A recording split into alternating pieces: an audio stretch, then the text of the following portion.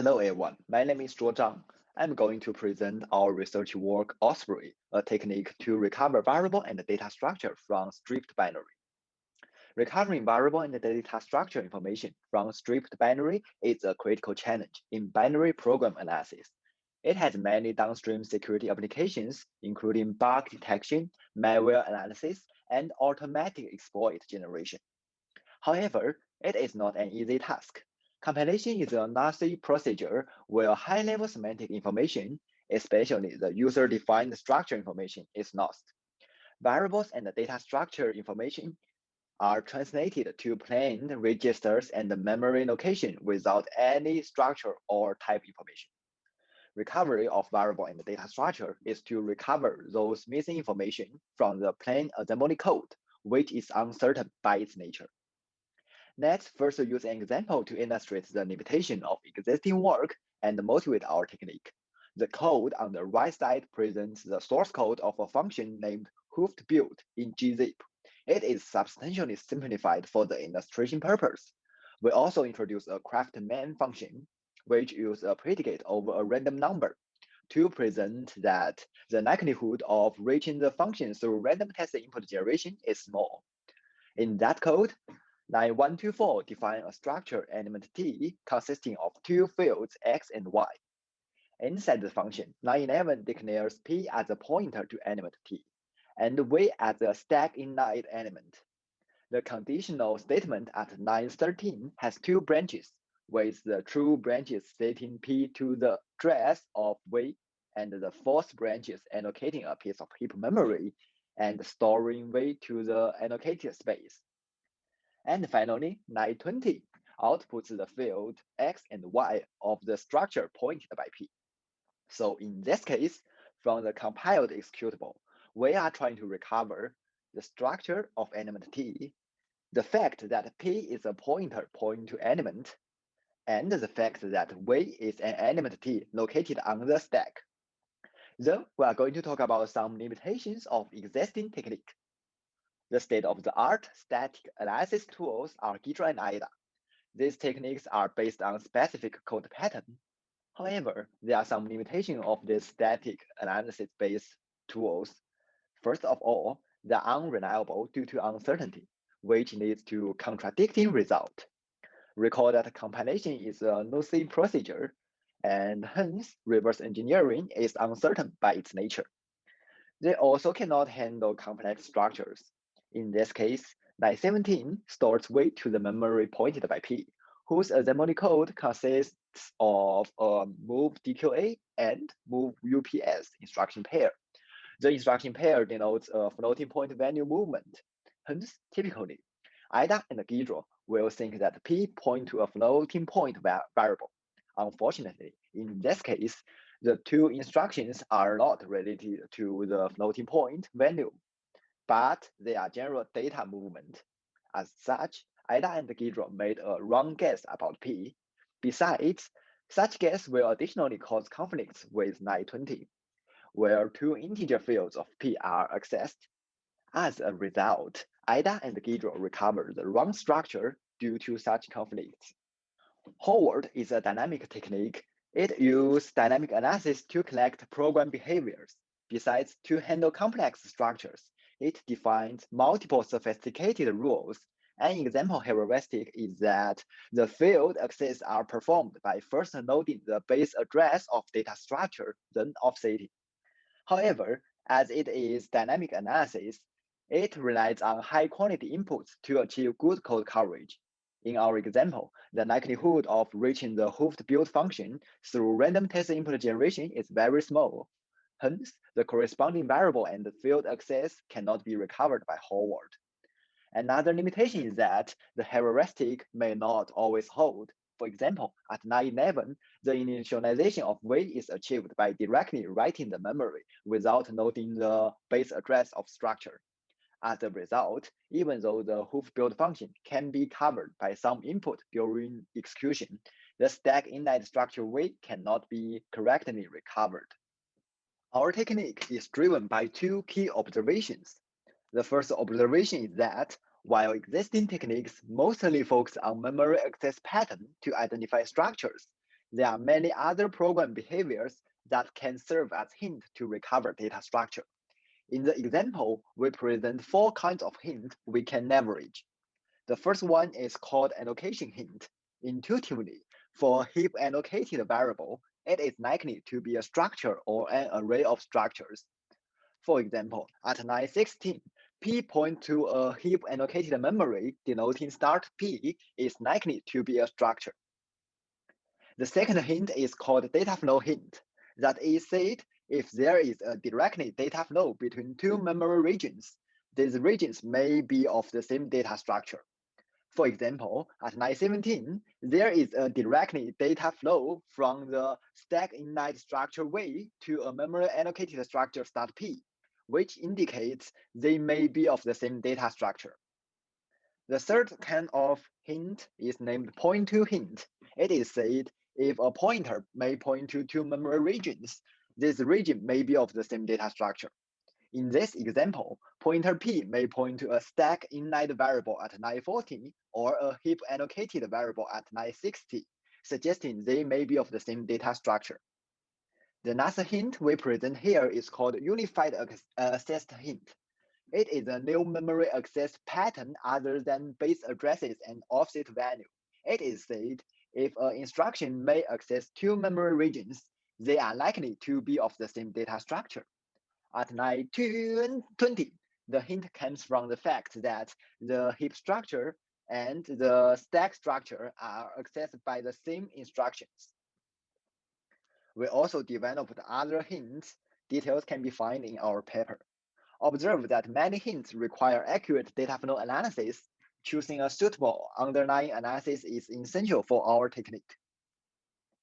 So we use an advanced data flow analysis named BDA, which is a good fit for structure recovery.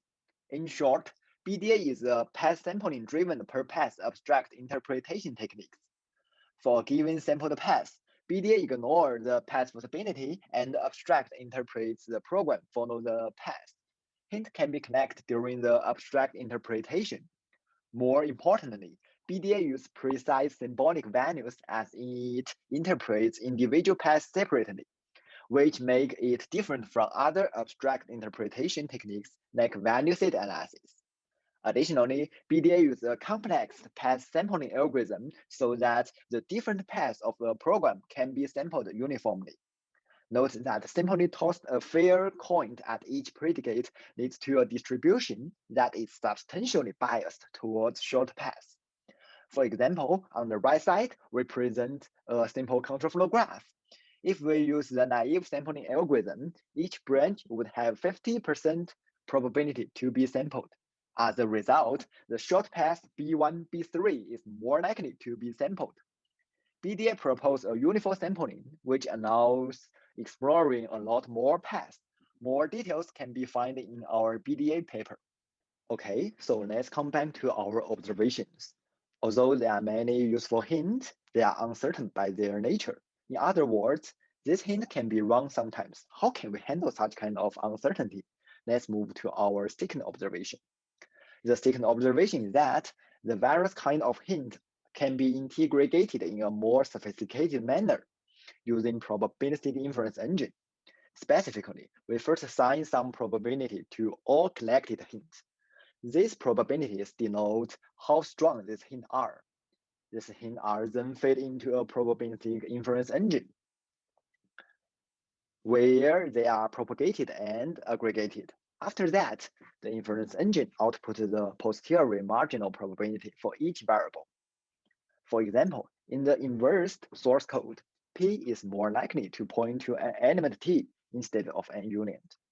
Note that the P1 and P2 does not denote two variables, but they are two possible inverse types for the original pointer P. Similarly, V is likely to be a structure instead of being split into two individual variables. In a probabilistic inference engine, there are two types of components, random variables and probabilistic constraints. Random variables are introduced to describe the properties of variable types and structures. So for example, a primitive variable denotes a memory region at address A with size S. is a primitive variable. A field of variable denotes a memory region at A1 with size S is a field of a structure at address A2. A homogeneous variable denotes a memory region starting from address A1 and A2 are homogeneous structure. Besides random variables, we also have probabilistic constraints. They denote the function over the random variables. These constraints are used to correlate random variables and calculate the posterior marginal probabilities. So for example, a data flow hint on address A1 and A2 with size S may lead to a homogeneous variable. Note that this rule is not deterministic, so we can assign a probability 0.6. Additionally, we may also have a field of variable for A1 at A2.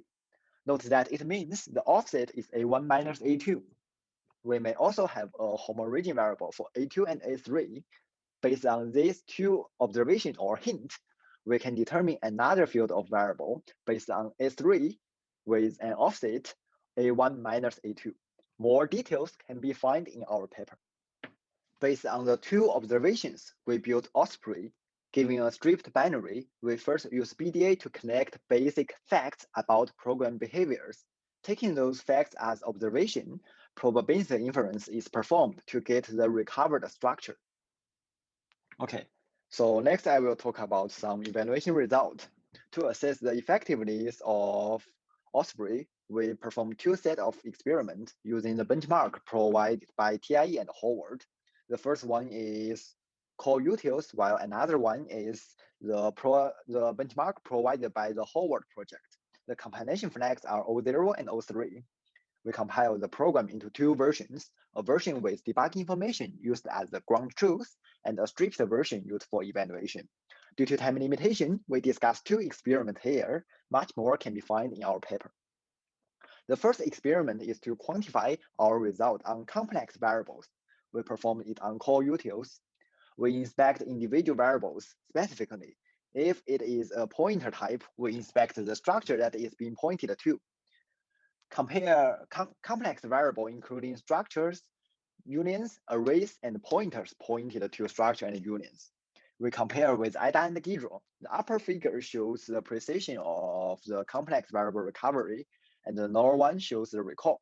The horizontal lines shows the average number, where the blue lines are for OSPREY, the red lines are for GIDRO, and the yellow lines are for IDA Pro. Observe that the recall of OSPREY is more than 2 times higher than GIDRO and IDA.